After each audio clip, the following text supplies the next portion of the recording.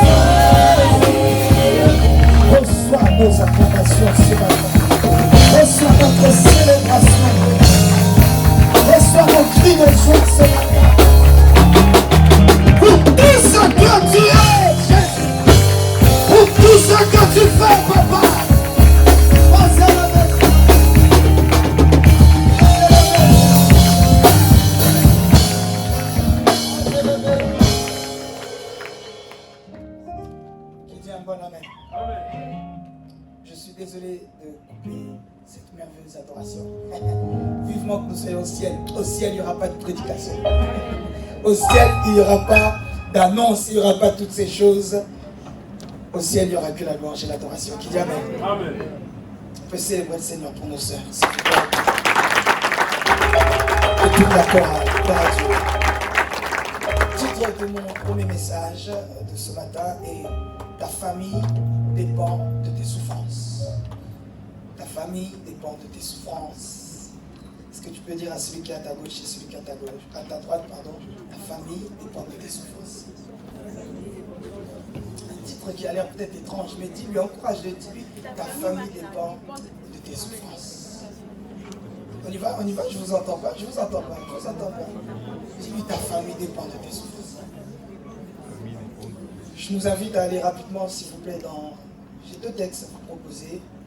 Les 2 se trouvent dans Genèse. Premier, Genèse chapitre 37, versets 9 à 11. Genèse chapitre 37, versets 9 à 11. Et le deuxième sera dans Genèse chapitre 45, versets 7 à 9. Le premier, Genèse chapitre 37, versets 9 à 11. Quand nous sommes en train de chercher, je tiens à bénir le Seigneur qui nous donne encore une fois cette grâce et cette responsabilité d'apporter la parole devant le peuple ce matin. Merci également à Papa et à tous les ministres pour la confiance. Qui dit Amen. Amen. Genèse 37, chapitre 9 à 11. Je lis au nom de Jésus. Il est écrit dans la version de Brunelia, il eut encore un autre songe. C'est Joseph. Il eut encore un autre songe et il le raconta à ses frères. Il dit, j'ai eu encore un songe et voici le soleil, la lune et 11 étoiles se prosternaient devant moi. Oh Joseph. Il le raconta à son père, verset 10, et à ses frères. Son père, Jacob, le réprimanda et lui dit, que signifie ce songe que tu as eu, Joseph? Faut-il que nous venions, moi, ta mère, et tes frères nous prosterner en terre devant toi? Verset 11. Ses frères eurent de l'envie contre lui, mais son père garda le souvenir de ces choses. Genèse 45, s'il vous plaît. Genèse chapitre 45, 7 à 9. Je lis au nom de Jésus encore. Dieu m'a envoyé, c'est Joseph qui parle. Dieu m'a envoyé devant vous pour vous faire subsister dans le pays et pour vous faire vivre une grande délivrance. 8. Ce n'est donc pas vous qui m'avez envoyé ici, mais c'est Dieu. Il m'a établi père de Pharaon, maître de toute sa maison et gouverneur de tout le pays d'Égypte. 9.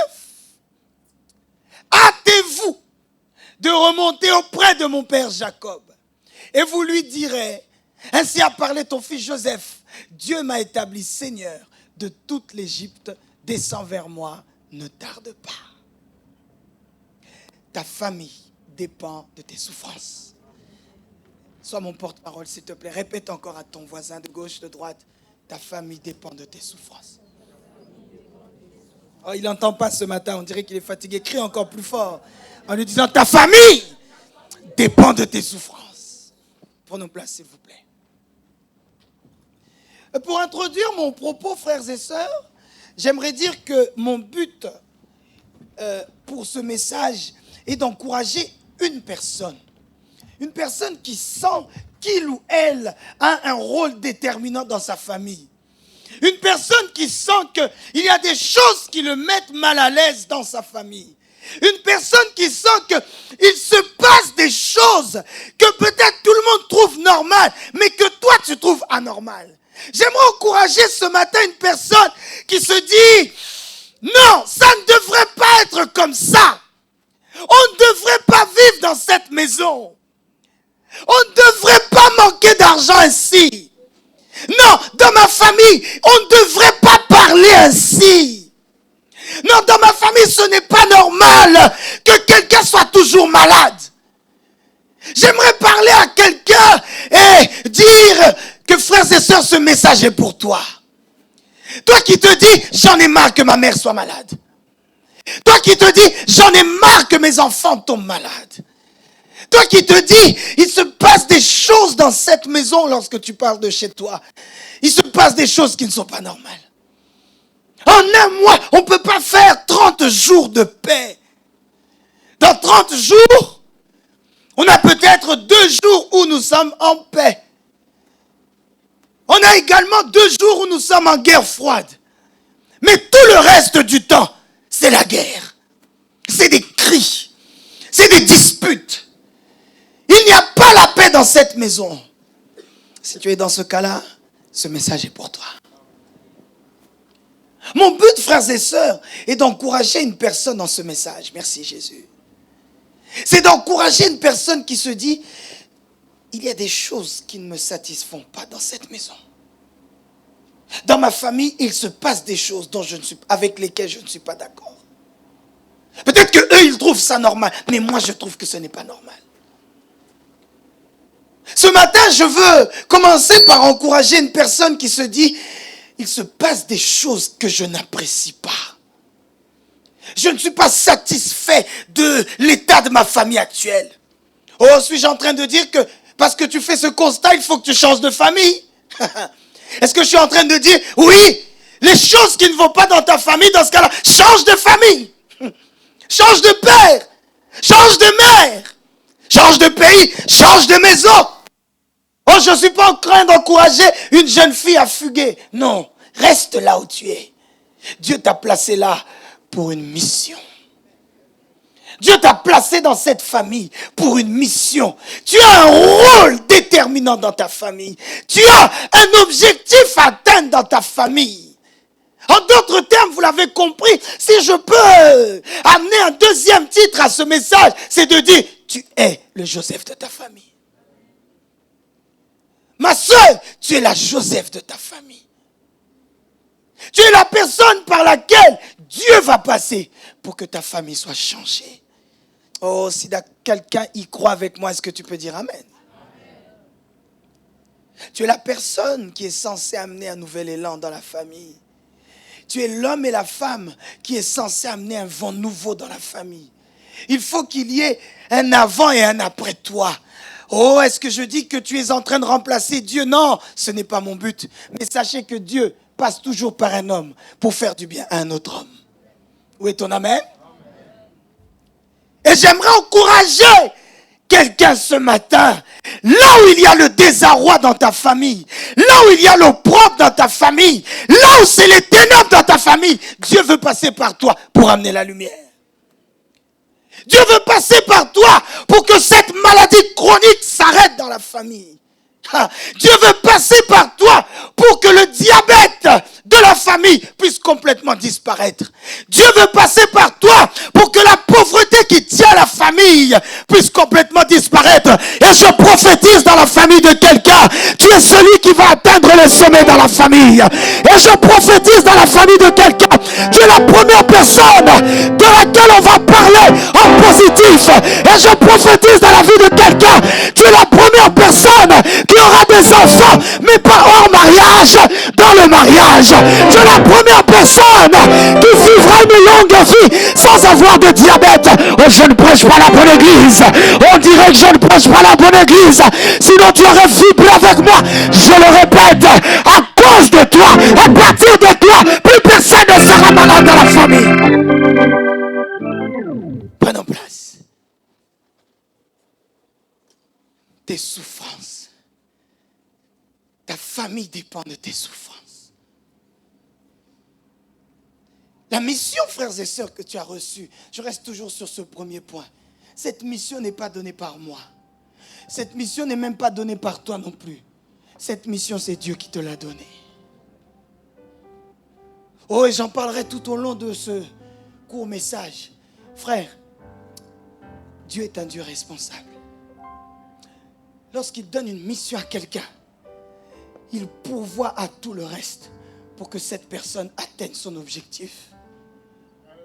Je vois que parfois, lorsqu'il m'arrive de voyager dans le cadre de mon métier, vous verrez que la société fait tout pour que je ne paye rien. Ni le billet d'avion, ni la nuit d'hôtel. Et s'il m'arrive de payer la nourriture, il y a ce qu'on appelle, vous tous, vous le savez, des notes de frais, de sorte à ce que lorsque je paye, à l'euro près, je sois remboursé de tout ce que j'ai dépensé. Regardez comment l'être humain peut être responsable. Regardez comment l'être humain peut tout faire pour qu'un autre ne manque de rien. Et laissez-moi vous dire qu'au final, cette affaire n'est qu'une affaire d'argent dans le cadre de nos vies professionnelles. À combien plus forte raison Dieu peut être responsable pour que ta famille soit sauvée? Quand Dieu te donne cette mission, frères et sœurs, Dieu s'occupe lui-même de s'arranger pour que tu atteignes cette mission. Je veux encourager quelqu'un qui sent que le poids de la famille repose sur ses épaules. Effectivement, c'est le cas. Mais sache que Dieu te donnera la force pour pouvoir supporter ce poids. Ah, on dirait que je ne prêche pas la bonne église ce matin. J'ai dit, Dieu te donnera la force. Dieu te donnera les épaules pour que tu puisses arriver à soutenir ce poids-là. La deuxième chose que j'ai à dire, frères et sœurs, pour introduire mon propos, c'est de dire, mes amis, depuis les temps anciens jusqu'à ce jour, Dieu s'est toujours réservé des hommes, des femmes au milieu d'une famille. Notez ceci, s'il vous plaît. Ça ne date pas d'aujourd'hui. Depuis la nuit des temps jusqu'à ce jour, Dieu s'est toujours réservé des personnes. Il a toujours pris des gens à part. Dieu s'est toujours dit, ça, c'est eux, mais ceux-là sont à moi. Oh, notez pour ceux qui écrivent. Exode chapitre 13, verset 2, Dieu parle à Moïse, il dit, consacre-moi tout aîné, tout premier-né parmi les Israélites, tant des hommes que des animaux. Il m'appartient.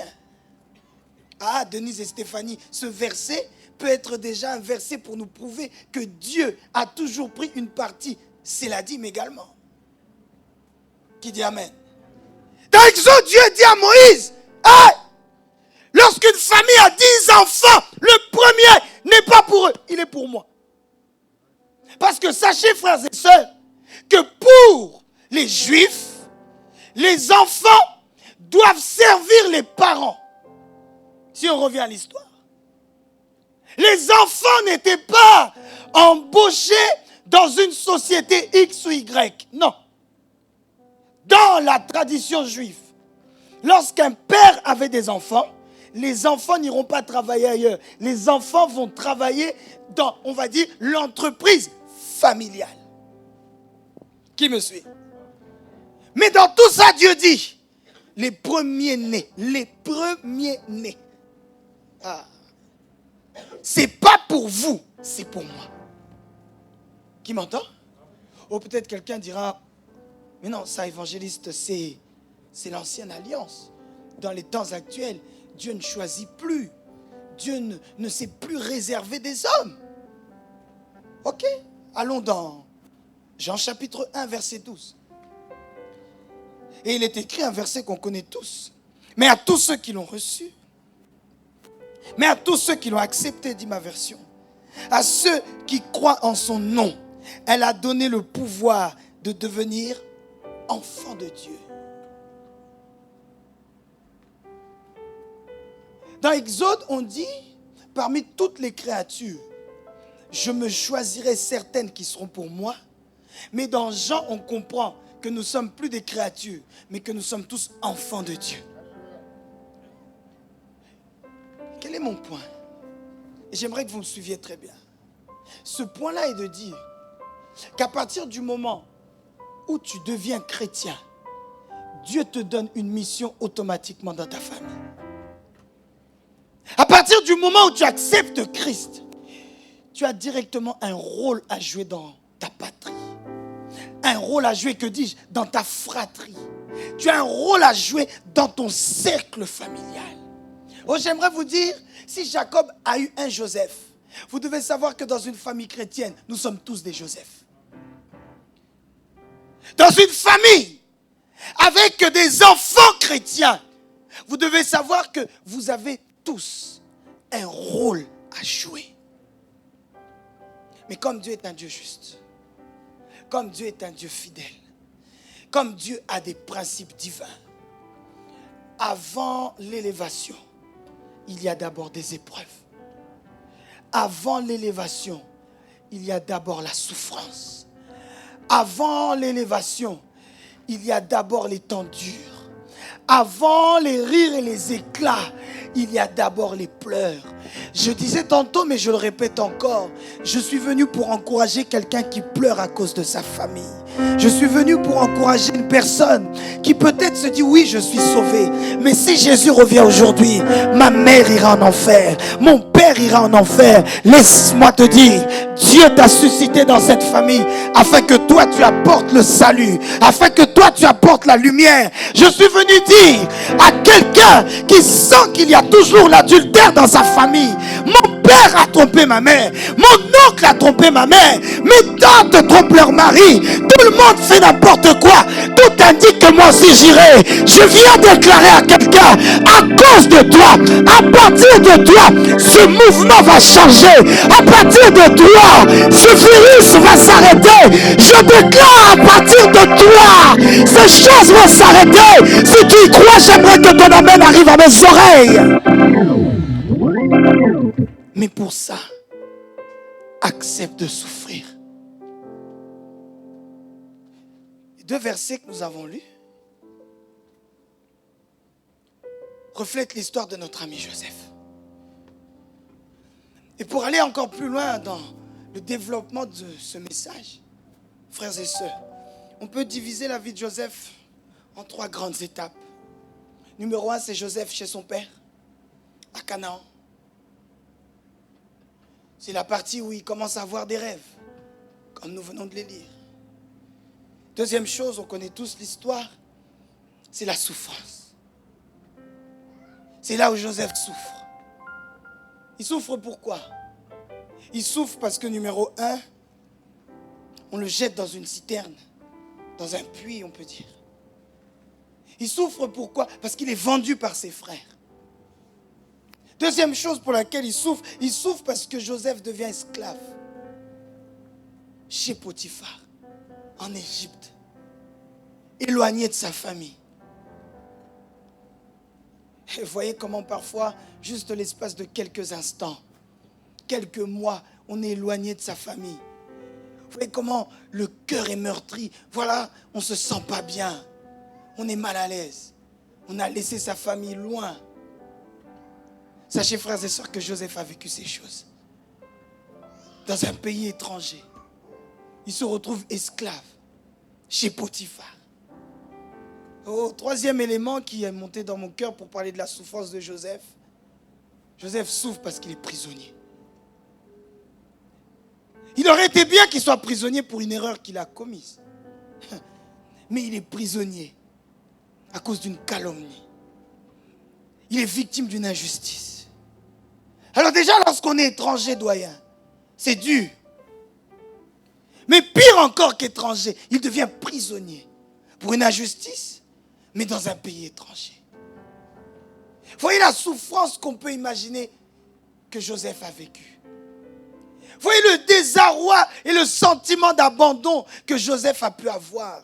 Et laissez-moi vous dire que lorsque Joseph est vendu par ses frères, parfois on croirait que Joseph était vieux. Non, Joseph n'avait que 17 ans. 17 ans. Vendu par ses frères, 17 ans. On dit qu'il est mort, 17 ans. Il devient esclave. Selon ceux qui étudient la Bible, il avait peut-être une affaire de 17 à 19 ans lorsqu'il devient esclave. 19 ans. Voyez la souffrance qu'il a pu endurer dans un pays étranger. Ah, mais je le disais tantôt, Dieu est un Dieu responsable. Pourquoi? Parce que sa vie ne s'est pas arrêtée chez son père. Sa vie ne s'est pas arrêtée à la souffrance. Mais sa vie est arrivée jusqu'à l'élévation. Mon frère, ma soeur, sache que ta vie, ta famille dépend de tes souffrances. J'en parlerai tout à l'heure avec plus de précision. Mais imaginez-vous l'espace de quelques instants si Joseph n'aurait pas voulu souffrir. Imaginez-vous quelques minutes si Joseph avait dit « Trop c'est trop, j'ai trop souffert. J'en ai ras la casquette. Je n'en veux plus. » Imaginez-vous si Joseph avait dit « J'ai trop souffert. J'ai trop été victime d'injustice. J'en ai marre. » Car frères et sœurs, vous devez savoir, Joseph ne s'est pas sauvé que lui. Joseph n'a pas sauvé que sa famille. Joseph a sauvé toute la nation juive. Réfléchissons quelques instants. Dans le verset qu'on a lu tout à l'heure, vous verrez que il y a une famine dans toute la contrée. Du coup, les frères de Joseph quittent Canaan et ils viennent en Égypte. Nous connaissons tous l'histoire, qui dit Amen. Mais lorsqu'ils arrivent en Égypte et que Joseph leur dit « Je suis votre frère », allez chercher Benjamin, allez chercher papa, allez chercher tous vos biens et revenez ici en Égypte et comme je suis gouverneur, vous vivrez bien. La Bible ne dit pas que les autres Juifs qui étaient à Canaan sont venus également avec eux. Qui dit Amen. Qu'est-ce que je veux dire par là? C'est que tous les autres Juifs qui étaient restés de l'autre côté à Canaan, ils sont morts. Morts de famine. Morts parce qu'ils n'avaient plus de quoi manger, de quoi boire. C'est-à-dire qu'en réalité, en se sauvant lui, Joseph, il s'est sauvé lui donc. Il a sauvé Jacob et tous ses frères. Mais en réalité, il a sauvé toute la race juive. Est-ce que quelqu'un m'entend? Frères et sœurs, si tu sens que tes souffrances sont au-dessus de tes forces, si tu sens que tes souffrances sont au-dessus de ton âge, j'aimerais t'encourager, toi qui te dis, mais j'ai l'impression, moi je n'ai que 20 ans, j'ai des problèmes pires que quelqu'un qui a 40 ans. Effectivement, tes problèmes sont plus grands, sont plus âgés, si vous me permettez l'expression, que toi. Parce que tes problèmes ne vont pas te sauver que toi. Tes problèmes vont donner une solution pour toute ta famille. Est-ce qu'on se comprend là?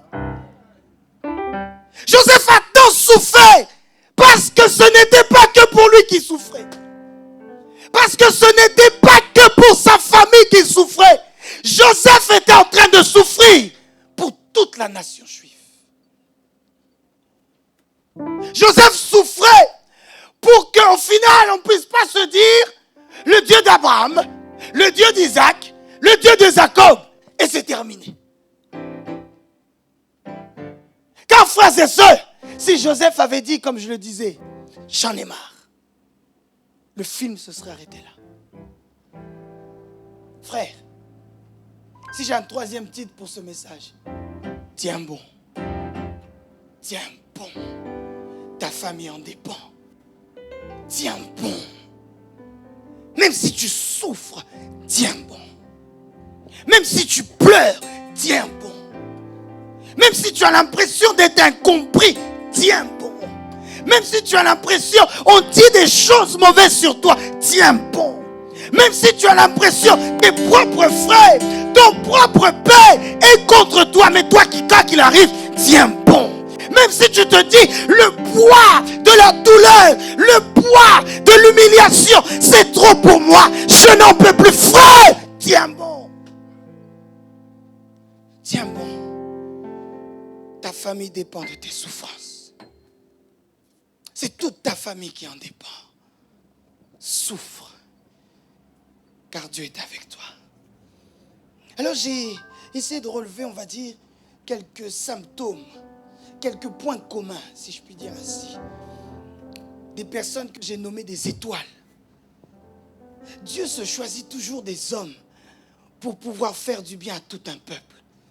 Toujours, frères et sœurs. Et là, si on reprend peut-être que la vie de Joseph, mais également de plein d'autres dont la Bible nous parle, j'ai tiré quelques points communs. La première des choses, frères et sœurs, c'est l'incompréhension. Tu peux avoir l'impression que tu es incompris. Tu te dis, mais personne ne me comprend. J'imagine Joseph, il fait un songe, il va raconter à ses frères, au lieu même de bénir le Seigneur. Dans son songe, Joseph ne dit pas, mais j'ai vu que je vous ai tous écrasés. Non, il dit, j'ai fait un rêve. J'ai vu 11 étoiles, le soleil, la lune qui se prosternaient devant moi. Au lieu de dire, ok, bon, gloire à Dieu, ainsi soit-il. Mais à cause de ça, la haine est venue. La Bible dit, ses frères ne pouvaient pas lui parler avec amitié. C'est-à-dire même dans leur bonjour, on sentait la haine. Bien-aimé, c'est peut-être ce par quoi tu passes. Mais sache que c'est un point qui montre, tu es l'étoile de la famille. Oh, on aurait pu dire que Joseph sentait ces choses de la part de ses frères, c'est tout. Mais le père Jacob le comprenait, non. La version qu'on a lue, et surtout la mienne dit également, lorsque Joseph a raconté son rêve, son père le réprimanda. Ah! Le père de Joseph, c'est Jacob, mes amis. Le même Jacob qui a vu le ciel ouvert, qui a vu un ange monter et descendre sur une échelle. C'est le même qui est en train de négliger le rêve que son fils a fait. Mes amis, tu peux avoir un père qui parle en langue, mais un père qui ne comprend pas que tu es une étoile. Tu peux avoir une mère qui t'a même amené sur le chemin de l'évangile, mais au moment de voir que ton étoile est en train de monter, elle ne le comprend pas. Tu peux avoir des frères et sœurs avec qui tu sers Dieu, mais qui ne comprennent pas que toi tu es l'étoile de la famille. Tu peux avoir, bien-aimé, des amis avec qui tu pries, des amis avec qui tu t'es baptisé, mais qui ne comprennent pas que toi, ta manière de prier, c'est une manière autre. Tu peux avoir des bien-aimés qui t'ont encouragé à te baptiser, qui t'ont invité ici à la paix de l'Éternel, mais la manière dont tu es en train de monter, ils ne comprennent pas. Ah, ton amen, j'aime pas. Frère, c'est une preuve qui montre que tu es une étoile. Parce qu'effectivement, Joseph n'était pas comme les autres. C'est la première des choses qui est montée dans mon cœur, l'incompréhension. Tu te dis, c'est moi qui prie mal? Ou c'est les autres qui ne me comprennent pas? Tu dis, mais est-ce que c'est moi qui suis folle? Pourquoi en 7 jours, je ne peux pas passer une nuit normale?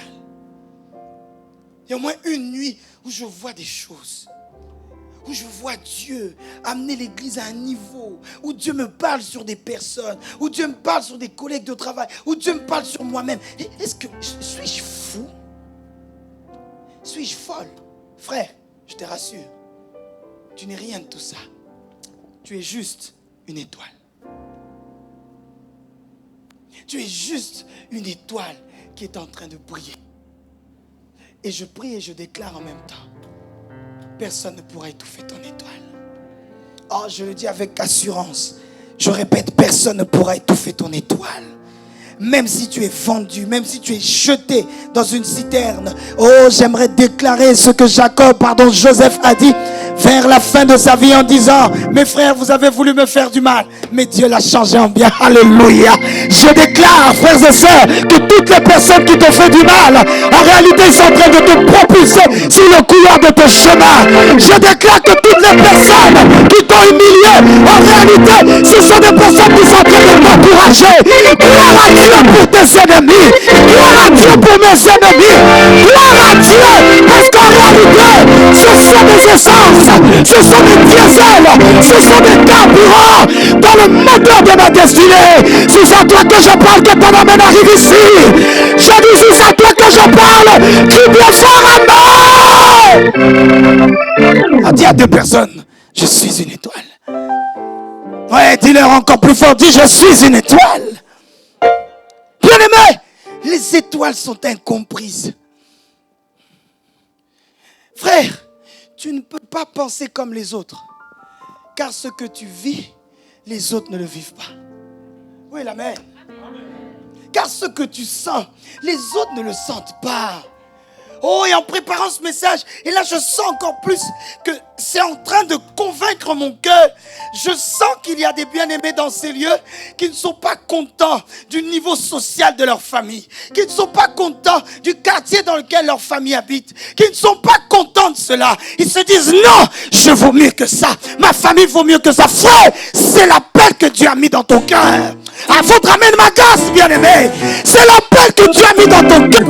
Fait que toi tu ne sois pas satisfait, ça va te booster à étudier, ça va te booster à étudier, ça va te booster à étudier, ça va te booster à étudier, ça va te booster à travailler, et tu connaîtras ce qu'on nous apprend à l'école, l'ascension sociale. C'est par toi, bien-aimé, que ton pays va changer, c'est par toi, bien-aimé, que ta famille va changer, c'est par toi, bien-aimé, que la réputation de ta quartier va changer.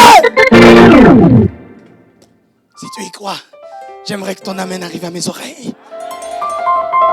Les étoiles sont des gens incompris. Deuxième chose, je l'ai dit mais je le répète, c'est que tu as l'impression que tes combats sont au-dessus de tes forces.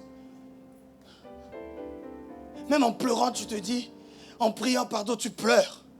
La Bible ne le raconte pas, frères et sœurs, mais quand je serai au ciel, je demanderai à Joseph. Joseph, j'en suis sûr, il t'est arrivé de pleurer, n'est-ce pas? Et j'en suis convaincu. Joseph dira oui. Je ne compte pas les nuits où j'ai pleuré. Oh, je suis en train d'imaginer, lorsque l'un de ses frères, les héros nous l'ont bien montré durant la pièce de théâtre, durant les fêtes, lorsque peut-être l'un de ses frères était en train de négocier. Il n'était pas en train de négocier du bétail, mais il est en train de négocier la vente de son propre frère. En disant, donne-moi 10 pièces d'or.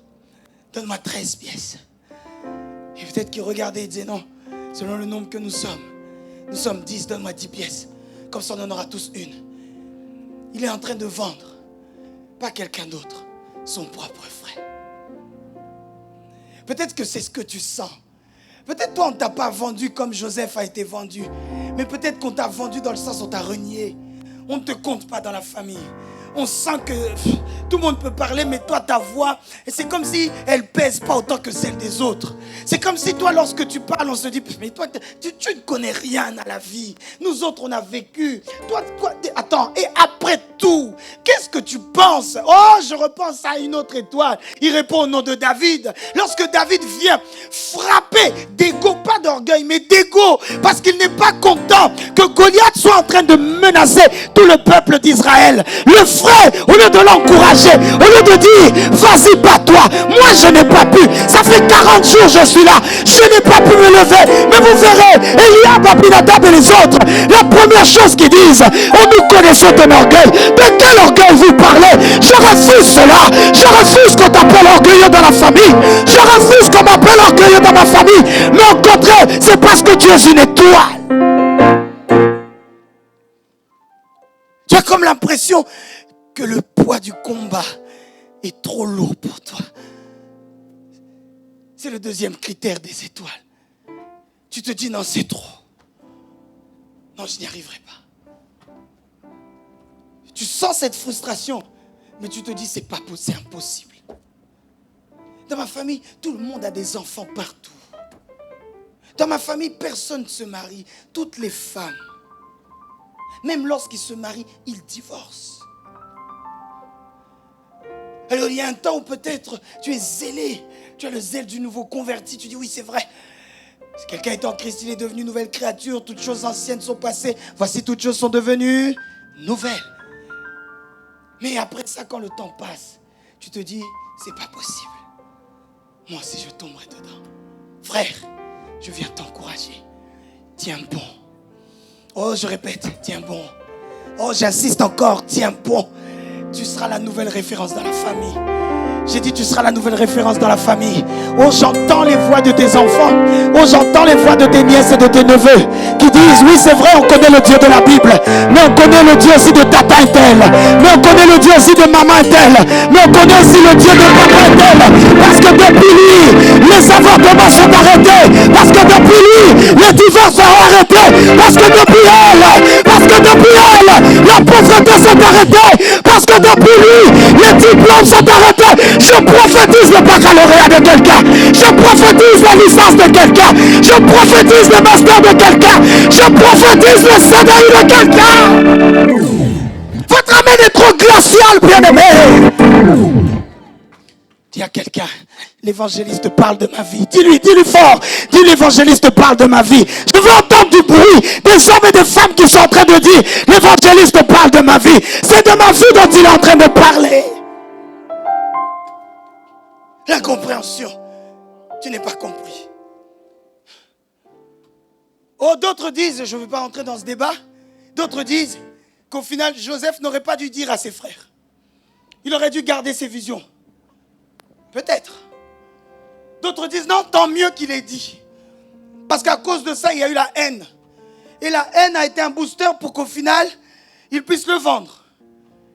Et qu'il arrive au sommet de l'Égypte comme prévu. Je n'entre pas dans ce débat. Mais tu verras que parfois, lorsque tu partages des choses à des frères, à des sœurs, on ne te comprend pas. Oh, si tu es d'accord avec moi, dis un plus fort amen. C'est un signe qui montre. Tu es une étoile. Deuxième critère, troisième, pardon. Les Joseph, frères et sœurs, ne sont pas forcément les plus vieux de leur famille. Je vais encore plus loin.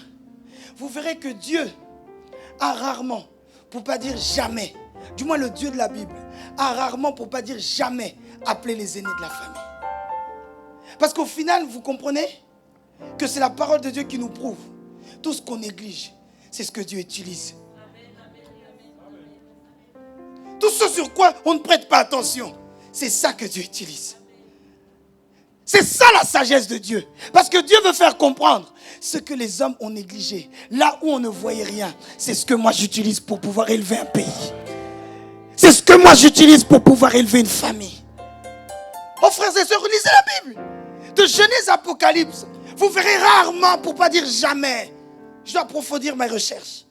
Dieu a utilisé un aîné, rarement. Rarement, frères et sœurs. On vient de parler de Joseph tout de suite. Joseph n'était pas l'aîné, il était le 11e sur 12. Allez voir David, j'en ai parlé. David n'était pas l'aîné. Il avait Abinadab, Eliab et les autres. Allez voir Jephthé, Jephthé pas l'aîné. Allez voir Gédéon. Gédéon n'est pas l'aîné. Moïse n'est pas l'aîné non plus. Moïse avait son grand frère Aaron. Rarement, pour ne pas dire jamais, Dieu utilise les aînés. Frère, qu'importe la position que tu as dans la famille, Dieu est capable de t'utiliser. Qu'importe la position que tu as dans la famille, Dieu est capable de t'utiliser. Quatrième chose, frères et sœurs, quatrième critère de toutes ces étoiles, c'est qu'il y a des choses qui te frustrent. Il y a des choses qui te mettent mal à l'aise. Il y a des choses qui t'agacent au plus haut niveau. Il y a des choses où tu te dis, bon sang, ce n'est pas normal. Ce n'est pas normal que dans ma famille, il n'y ait aucun mariage qui tienne. Ce n'est pas normal que dans ma famille, on couche toujours de n'importe quelle manière. L'adultère est monnaie courante chez nous. C'est pas normal qu'on a l'impression que le sexe, c'est notre péché mignon. Frère, je refuse cela dans ma famille. On a l'impression que personne, ni garçon ni fille, est capable de tenir son pantalon. Et on se dit, eh bien de toute façon, vos grands-parents étaient comme ça, vos pères étaient comme ça, vous êtes comme ça, vos enfants seront comme ça. Je refuse cela dans la vie de Shiloh et Noah. Frères et sœurs, il y a des choses qui doivent te mettre mal à l'aise. Il y a des choses, ça doit te frustrer, dire attends, c'est pas normal. Comment dans ma famille, personne n'a eu même un petit bac. Et là, moi-même, je prépare le mien. Et tu sens toutes ces oppressions qui t'attaquent. Tu sens toutes ces pressions spirituelles et psychologiques. Parce que c'est un mélange des deux. Qui sont en train de t'attirer. Qui disent, tu n'y arriveras pas. Tu n'y arriveras pas. Tu n'y arriveras pas. Du coup, sur la ligne de départ, tu as comme l'impression que tout le monde est léger. Mais toi, tu vas courir avec un boulet. Ah, je viens briser cela au nom de Jésus. La quatrième chose pour les étoiles, c'est qu'il y a des choses qui te frustrent. Et tu regardes parfois dans toute la famille, qui est dans les quatre coins du monde. Tu dis, mais c'est vrai. Mais personne s'en est sorti. Mais tout le monde souffre. Personne n'avance. Oh, j'écoutais un témoignage où il y a un homme de Dieu qui dira, dans son équipe pastorale, quand il allait en mission et qu'ils allaient en avion, il y avait toujours un bien-aimé qui perdait sa valise. Toujours. Et c'est toujours le même. Vous verrez, tout le monde a sa valise. Mais il y en a un, on ne retrouve jamais sa valise. On la retrouve toujours 2 jours, 3 jours, 1 semaine plus tard. Parfois la mission est finie et c'est là que la valise arrive. Et l'homme de Dieu se tourne vers lui et dit, écoute, ça ce n'est plus normal. 1 fois, 2 fois, 3 fois, 4 fois, ça c'est spirituel. Et il dit, papa c'est vrai c'est spirituel. Mais papa tu sais pourquoi? C'est parce que dans toute ma famille, jusqu'à moi, dans toute ma famille, personne n'a pris l'avion. Il dit, même pour que tu m'amènes en mission, toi tu ne sais pas, moi j'ai jeûné pour ça. Parce que moi je me disais, tôt ou tard, je dois monter dans l'avion. Frère, avec ou sans valise, tu vas monter dans l'avion. Alléluia. J'ai dit avec ou sans valise, tu vas faire des choses que personne n'a fait dans ta famille. Que le diable le veuille ou pas, que les sorciers le veuillent ou pas, ce qui te frustre, c'est ce que tu vas changer. J'ai dit derrière ta frustration, il y a ton appel. Derrière ta frustration, il y a ta vocation. Oh, est-ce que je prêche à la bonne église ce matin? Je dis, je prophétise et déclare. Derrière ce qui te met mal à l'aise, il y a ce que toi tu dois changer. Derrière ce qui te fait pas dormir, ce qui ne te fait pas manger, il y a ce qui va te faire du bien derrière. J'aimerais que ton amen arrive ici, simplement. 5e chose. Les étoiles sont des personnes qui sentent qu'ils doivent apporter un nouvel élan. Les étoiles sont des hommes et des femmes qui sentent que je dois faire quelque chose. Je dois apporter quelque chose dans ma famille. Je dois enlever la honte dans ma famille. Je dois enlever l'opprobre dans ma famille. Ah, frères et sœurs, laissez-moi vous dire, le Saint-Esprit, je me permets, le Saint-Esprit aujourd'hui parle à travers de ma bouche pour être en fait le même Saint-Esprit qui, j'en suis sûr, était venu encourager Joseph lorsqu'il était en prison, lorsqu'il était dans la citerne. La Bible ne le dit pas. Autant la Bible ne dit pas que Joseph a pleuré, mais autant la Bible ne dit pas que le Saint-Esprit était venu pour visiter Joseph. Et on ne sait pas par quelle force. C'est parce que ce n'est ni par notre force, ni par notre intelligence, dit Zacharie, mais c'est parce que c'est par le Saint-Esprit que Joseph a accepté de souffrir. Et aujourd'hui, le Saint-Esprit passe par moi. J'en suis convaincu pour te dire, accepte de souffrir. Accepte d'être frustré. Accepte d'être mal à l'aise. Accepte qu'il y ait des choses que tu te dis ce n'est pas normal. Accepte, bien-aimé, que tu ne sois pas d'accord de l'inimitié, de la grossièreté, du péché qui ronge ta famille. C'est par toi que Dieu veut changer ta famille. Accepte, frère. Accepte. Accepte cela. Accepte de porter cette charge. Personne ne le dit. J'aimerais poser une question à David un jour. Dire, mais David, qu'est-ce qui t'a piqué? Qu'est-ce qui t'a frappé? Pour qu'après 40 jours, tout le monde tremblait devant Goliath. Mais toi, tu te tiens devant tout le monde. La Bible ne dit pas, mais c'est moi qui imagine. J'aime les scénarios, comme vous savez. Je vois David, peut-être haut comme 3 pommes, qui est en train de pointer du doigt Goliath. Et dire, qui a cet incirconcis? Il parle d'abord à ses frères, en disant, qui est cet incirconcis pour insulter l'armée de l'Éternel? Et il le regarde et il dit, toi, je te couperai la tête. Tiens, quelle audace!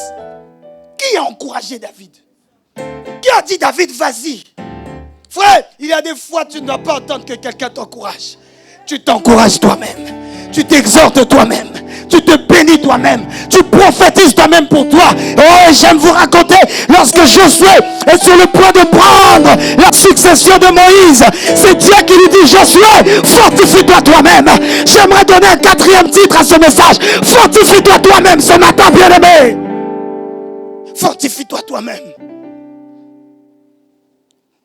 Il y a des choses, tu sens, je dois apporter un nouvel élan. Tu le sens. C'était mes 4, du moins mes 5 symptômes. Je conclus en disant ceci. Et j'aimerais répondre à une question. Après tout cela, que dois-je faire? D'accord, évangéliste. Que dois-je faire? 4 choses que Dieu a mis dans mon cœur. Numéro 1. Prends conscience de ton appel. Je le dis autrement, prends conscience de ta nature. Prends conscience de ce que Dieu attend de toi. J'ai mal parfois de voir des hommes et des femmes qui ont un rôle à jouer dans leur famille, mais qui passent à côté de cela. J'ai mal de voir parfois, je ne parle pas qu'aux jeunes, mais souvent ce sont des jeunes que je reçois. Et je vois comment une jeune fille parfois peut passer à côté de sa destinée. Dieu attend de toi que tu amènes le réveil chez toi. Dieu attend de toi que tu amènes un nouveau souffle chez toi. Mais toi-même, comment est-ce que tu vas amener la lumière si tu traînes dans les ténèbres? Oh, à cette partie-là, je tape du poing sur la table, bien-aimé. Tu penses que tu te sanctifies que pour toi. Tu penses que tu dois pas tomber dans le péché que pour toi. Archi faux. Tu ne dois pas tomber car ta famille en dépend. Oh, bien-aimé. Ta famille dépend de ta crainte de l'Éternel. Tu ne marches pas que pour toi. Tu marches pour toute la famille. Ton ascension n'est pas que pour toi. Ton ascension est pour toute la famille. Oh, je l'ai dit et je le répète. Est-ce que vous pouvez imaginer, doyen, si lorsque Joseph était esclave dans la maison de Potiphar et que la femme de Potiphar, Fréliane, est venue pour le tenter, la Bible dit, elle l'a tenté à plusieurs reprises. Et on comprend qu'elle lui a même tendu un piège. Elle a peut-être envoyé tous les serviteurs. Elle les a tous envoyés aux courses. Ils étaient seuls dans la maison. Et c'est là qu'elle l'attrape. Et elle dit, couche avec moi. Amourie, tu imagines si Joseph était tombé? Mais c'est la fin du film. C'est fini, Marie. C'est fini. Et Et Joseph, doyen, il aurait péri. Pourquoi? Peut-être que durant les premiers jours d'Yakrala, on n'aurait pas su qu'il est tombé avec la femme du patron. Mes frères et sœurs, tout ce qui est caché finit toujours par être révélé. Toute cachotterie finit toujours par être révélée. Donc on aurait su tôt ou tard que Joseph est tombé avec la femme du patron. Et là, je ne crois pas qu'on l'aurait mis en prison. Je crois là, c'est la pendaison directe. Vous imaginez? Le film est fini. Et si ce n'était que Joseph qui était mort, c'est la fin de son histoire à lui. On aurait dit, ok, bon ben, il a payé. Non. On a compris désormais que ce n'était pas que son salut à lui. C'est le salut de tout Israël. C'est le salut de toute la nation juive. Frère, ne tombe pas dans le péché. Tu ne te rends pas compte. Une erreur de ta part, c'est la destinée de plusieurs qui va tomber.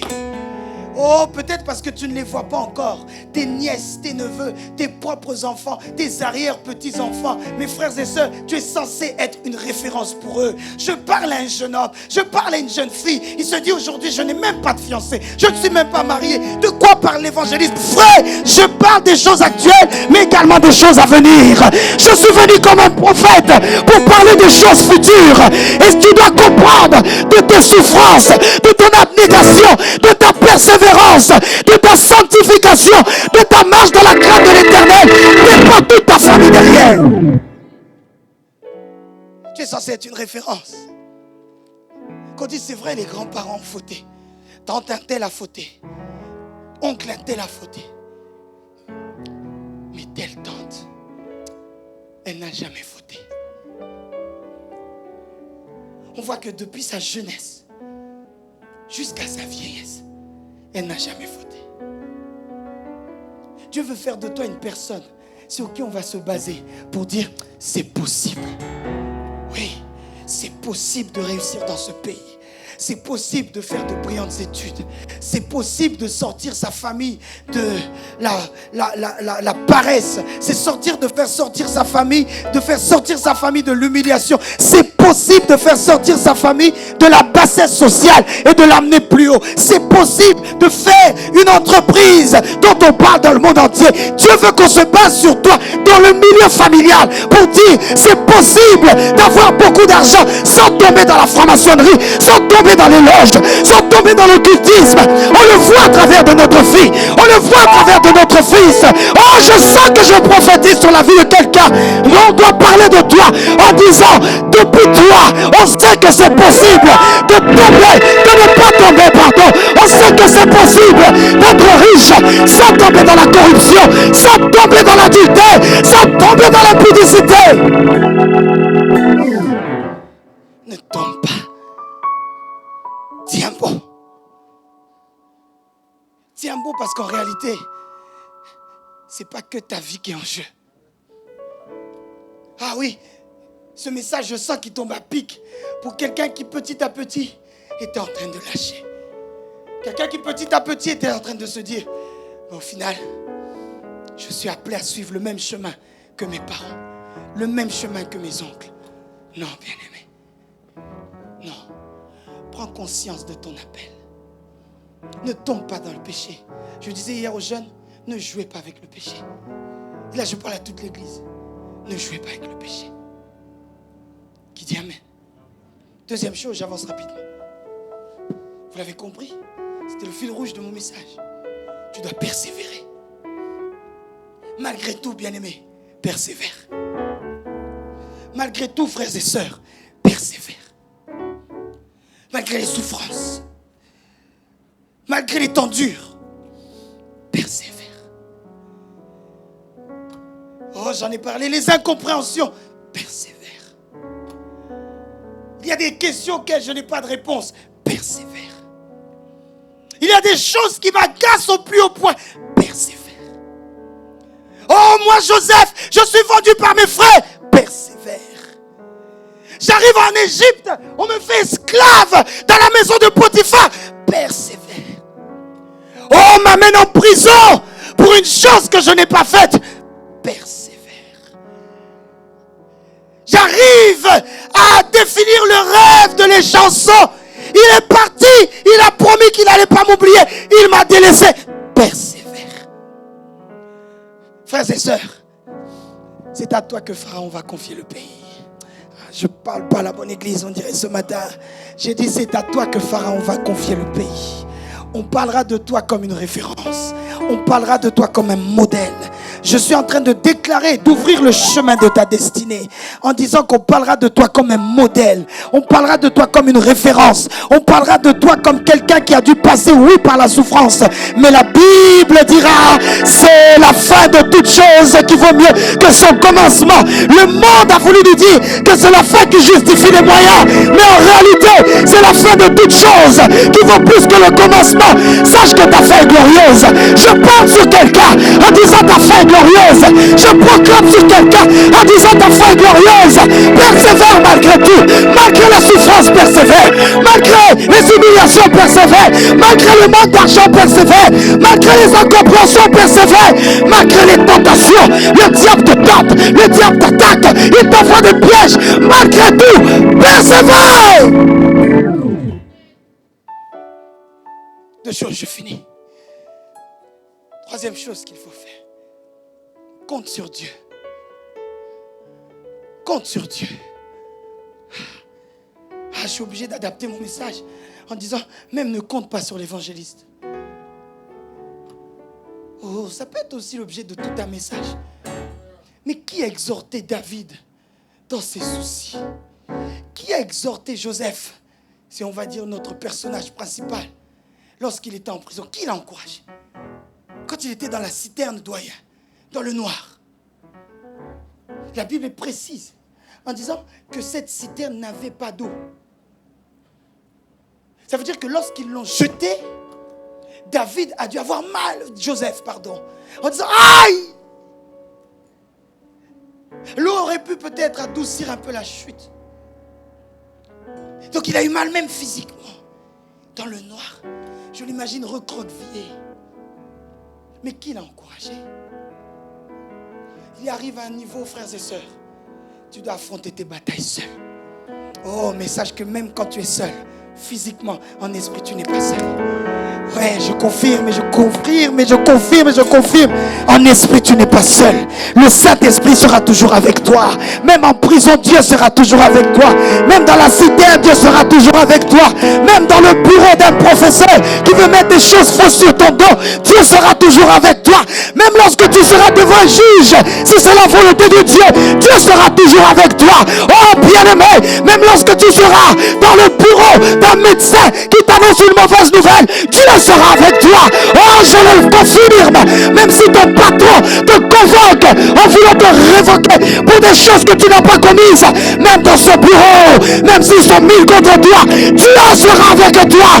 Est-ce que je parle à quelqu'un? Est-ce que je prophétise sur quelqu'un? Je déclare, quoi qu'il arrive, Dieu est avec toi. Compte sur Dieu. Compte pas sur l'homme. Compte sur Dieu. Et je conclue en disant ceci. Frère, malgré tout, crois toujours que Dieu ne t'a pas oublié. Frère, crois toujours que Dieu ne t'a pas oublié. J'aimerais rallumer la flamme dans ton cœur pour que tu te dises, Dieu ne m'a pas oublié. Les chansons, la Bible dit qu'il s'est passé 2 ans pour qu'ils se souviennent de Joseph. Mais quoi qu'il arrive, Dieu ne l'avait pas oublié. Je chute en disant ceci. Mes frères, Joseph a commencé à avoir ses premiers rêves à 17 ans. Mais Joseph est devenu gouverneur à l'âge de 30 ans. 13 ans ont séparé les songes, les prophéties et l'accomplissement. Pire encore, il s'est passé encore 9 ans pour que Joseph puisse voir ses frères arriver et qu'enfin la prophétie s'accomplisse totalement. Si on fait la somme de tout cela, frères et sœurs, il s'est passé 22 ans où la prophétie était en train de planer sur la vie de Joseph. Je viens confirmer à quelqu'un, le prophète peut mourir, la prophétie ne meurt jamais. Sur toi, il y a une parole qui est en train de mouvoir. Et sache que cette parole, alléluia, ce mouvement de l'esprit, cette nuée, merci Jésus, oh Seigneur, cette nuée qui est au-dessus de toi, personne ne pourra l'étouffer. Moi, si je t'accompagne quelque part, arrivé à un certain endroit, à la porte de la cellule, on dira, monsieur le pasteur, vous ne pouvez plus rentrer. Monsieur le pasteur, pour visiter, il faut faire ceci, il faut faire cela. Mais la nuée de l'esprit, oh je déclare, mais la nuée de l'esprit sera toujours avec toi. La prophétie va toujours peser au-dessus de ta tête. La prophétie va toujours peser. L'appel sera toujours avec toi. Dans la citerne, l'appel est avec toi. Tu es vendu chez les Ismaélites, l'appel est avec toi. Tu es en Égypte, chez Potiphar, je déclare, l'appel est avec toi. Tu es vendu, tu repars encore en prison, l'appel est avec toi. Lorsque tu te présenteras, oh mon Dieu, Dieu va te susciter un scénario pour que tu sois directement devant Pharaon. Et il te dira, je te donne l'Égypte. À qui je parle ce matin? Et il te dira, je te donne l'Égypte, je te donne l'Égypte, je te donne l'Égypte. La promesse de Dieu est toujours sur toi. J'ai fini ce que j'avais à vous dire.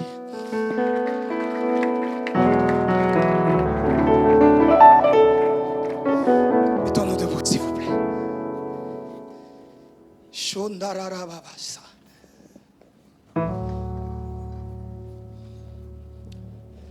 Libère la nuée de ta gloire. Libère la nuée de ta gloire. Oh, libère la nuée de ta gloire.